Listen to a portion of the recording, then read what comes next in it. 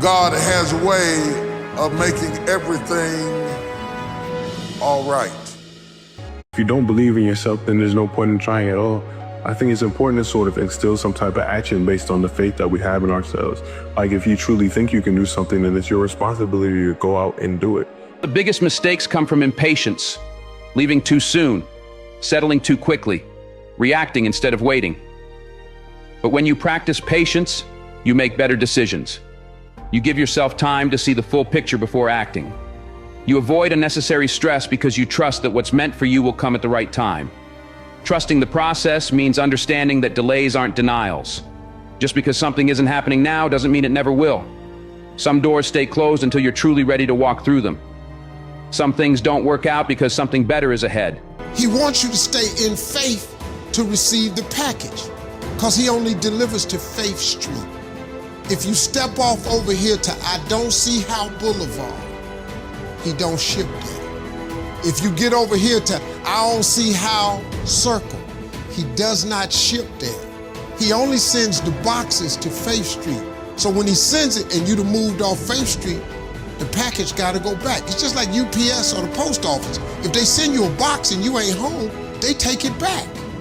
Nobody is coming to save you. Not your friends, not your family, not the government. They can offer advice and tools, but at the end of the day, it's up to you to change your mind and act regardless of how you feel. You have to sacrifice your lower self to your higher self in order for you to proceed in a healthy manner, to be resilient, but also for you to participate in the covenant that would make for a united society. Life is not easy. It is not. Don't try to make it that way. Life's not fair. It never was. It isn't now, and it won't ever be. Do not fall into the trap, the entitlement trap, of feeling like you're a victim. You are not. Get over it, get on it. And yes, most things are more rewarding when you break a sweat to get them. Brother, every man carries a war inside of him, between who he is and who he knows he's supposed to be. And you're gonna suffer either way. You either suffer from discipline or suffer from regret. But only one of those hills is worth dying on. So choose wisely. It's all on you. You got to jump. You got to take that gift that's packed away on your back. You got to jump off that cliff and pull that cord. You can play it safe and deal without the cuts and the tags. And you can stand on that cliff of life forever safe. But if you don't jump, I got another promise I can make you. Your parachute will never open.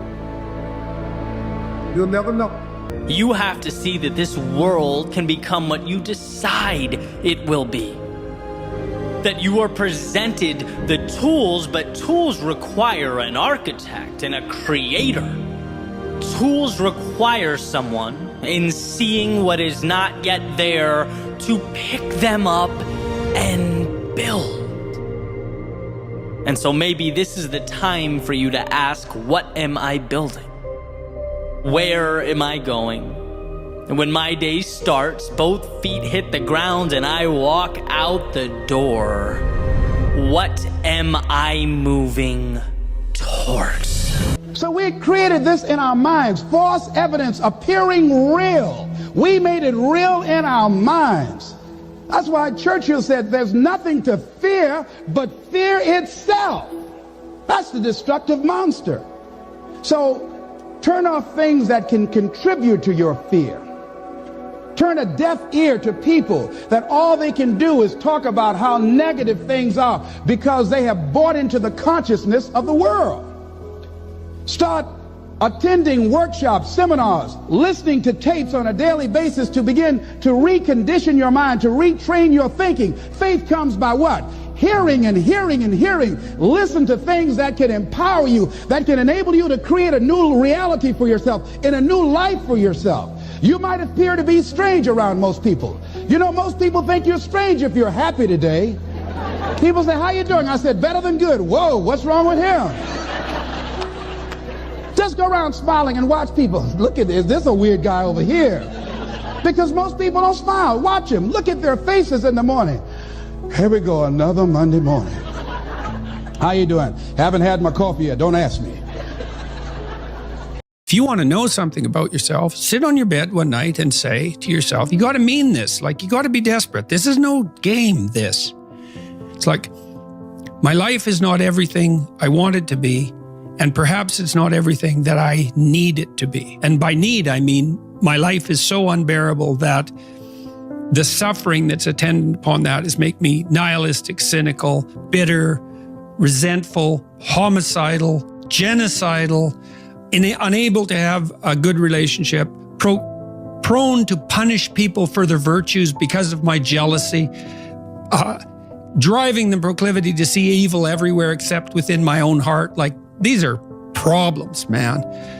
And you ask yourself, you sit on the bed and say, okay, man, I'm ready to learn something. Like, what's one thing I'm doing wrong that I know I'm doing wrong, that I could fix, that I would fix? It's like, you meditate on that, you'll get an answer. And it won't be one you want, but it'll be the necessary one. And it's often something that will point you to small things. So Carl Jung said, people in the modern world don't see God because they don't look low enough. And so imagine you're in your messy bedroom, and you're sitting on the edge of the bed trying to have an honest dialogue with yourself. And the little voice says, it's pretty disgusting in here. And you think, well, I'm way above such trivial niceties as organizing my room. It's like, well, that's pride. That's arrogance.